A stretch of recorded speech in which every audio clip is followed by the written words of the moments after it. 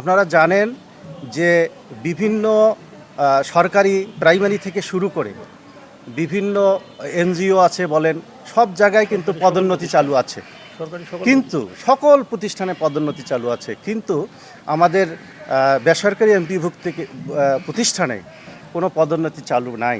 সেক্ষেত্রে এই সহকারী শিক্ষক যারা আছে তারা সহকারী প্রধান হবে এবং সহকারী প্রধানেরা প্রধান শিক্ষক হবে, এটাই আমাদের দাবি। প্রিয় সাংবাদিক ভাই ও বোনেরা, আসসালামু আলাইকুম। রংপুর বিভাগের ভারপ্রাপ্ত প্রধান শিক্ষক ও সহকারী প্রধান শিক্ষক এমপিভুক্ত শিক্ষা প্রতিষ্ঠানে পদোন্নতির মাধ্যমে প্রধান শিক্ষক ও সহকারী প্রধান শিক্ষক পদে নিয়োগ এবং গ্রেড পরিবর্তনের দাবিতে আজকের এই বিভাগীয় সমাবেশ। বেসরকারি এমপিভুক্ত প্রশাসনিক পদে অর্থাৎ সহকারী প্রধান শিক্ষক ও প্রধান শিক্ষক পদে নিয়োগের কার্যক্রমের বিরুদ্ধে মোহাম্মদ আসাদুজ্জামান মানিক সহ ৪৬ জন মহামান্য হাইকোর্টে রিট মামলা দায়ের করা হয়েছে, যাহার নম্বর 25/2026। গত 23/7/2026 তারিখে উক্ত মামলাটি শুনানি হয়। উক্ত শুনানিতে বেসরকারি এমপিভুক্ত শিক্ষা প্রতিষ্ঠানের জনবল কাঠামো ও এমপিও নীতিমালার একটা অনুচ্ছেদ হাইকোর্ট কর্তৃক বাতিল ঘোষণা করায় প্রধান শিক্ষক পদে কার্যক্রম করার কোনো সুযোগ নাই।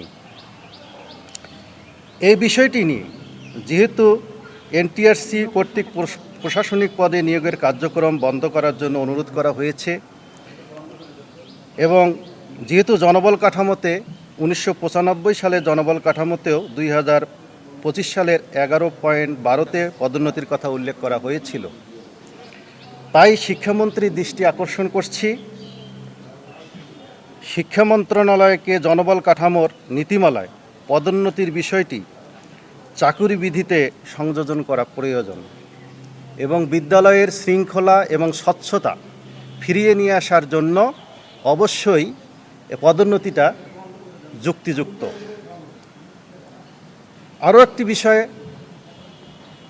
উল্লেখ করি, সেটি হচ্ছে যে বর্তমানে সহকারী প্রধান শিক্ষক যারা সিনিয়র শিক্ষক রয়েছেন আমাদের এমপিভুক্ত শিক্ষা প্রতিষ্ঠানে, তাদের গ্রেড হচ্ছে 8ম, কিন্তু এখানে সহকারী প্রধান শিক্ষকদের গ্রেডও 8ম। এটা একটা চরম বৈষম্যমূলক। তো সে কারণেই আমরা এই গ্রেডটাকে পরিবর্তন করার জন্য সরকারের কাছে বিনীত অনুরোধ করছি যে সিনিয়র শিক্ষক যারা রয়েছেন তারা 8ম গ্রেডে থাকেন, আর সহকারী যারা প্রধান শিক্ষক রয়েছেন তারা 7ম গ্রেড এবং প্রধান শিক্ষক হচ্ছে 6ষ্ঠ গ্রেড। এ দাবি আমরা জানাচ্ছি, সকলে জানাচ্ছি। তাই এই বৈষম্য নিরসনের জন্য শিক্ষা সহকারী প্রধান শিক্ষককে 7ম গ্রেড ও প্রধান শিক্ষককে 6ষ্ঠ গ্রেড বাস্তবায়নের জন্য জনবল কাঠামোতে সংশোধন করার জন্য শিক্ষা মন্ত্রণালয়কে অনুরোধ করছি। পরিশেষে রংপুর বিভাগের বিভিন্ন জেলা এবং উপজেলা থেকে আগত ভারপ্রাপ্ত প্রধান শিক্ষক ও সহকারী প্রধান শিক্ষককে আমি ধন্যবাদ জ্ঞাপন করে এখানে শেষ করছি। খোদা হাফেজ। হ্যাঁ, আমাদের এ ব্যাপারে কোনো আলটিমেটাম নাই, যেহেতু হাইকোর্টের একটা রিট আদেশ হয়েছে, সেই আদেশের ক্ষেত্রে জনবল কাঠামোটা বাতিল করে এই পদোন্নতিটা যদি বাস্তবায়ন করা এবং গ্রেডটাকে সংশোধন করে ওই চাকরি বিধিতে সংযোজন করা হয়, এটাই আমাদের দাবি।